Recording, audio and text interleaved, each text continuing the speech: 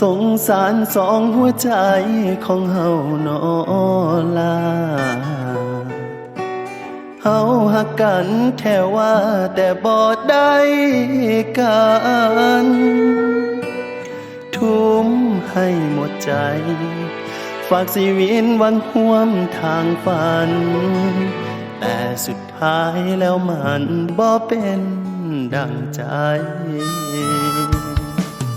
หากของเฮามันถือผู้ใหญ่ขวางกัน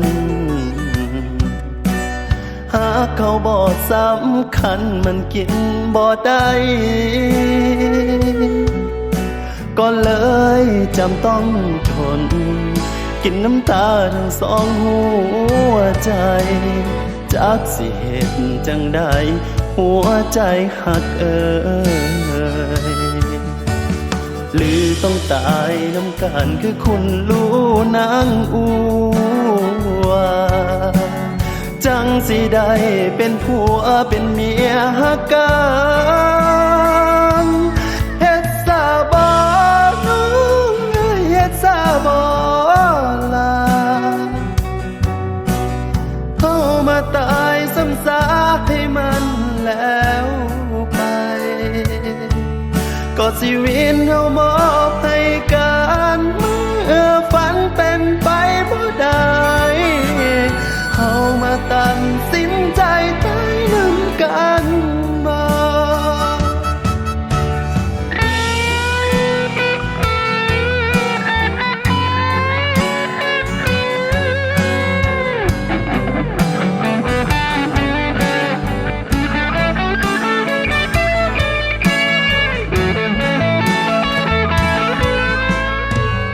ต้องตายน้ำกันคือคุณรู้นางอัวจังสิได้เป็นผัวเป็นเมียหักกันเฮ็ดซาบ่น้องเฮ็ดซาบ่ล่ะเฮามาตายซ้ำซากให้มันแล้วไปก็ชีวิตเฮามอบให้กันเมื่อฝันเป็นไปบ่ได้เฮามาตัดสินใจตายนำกันมา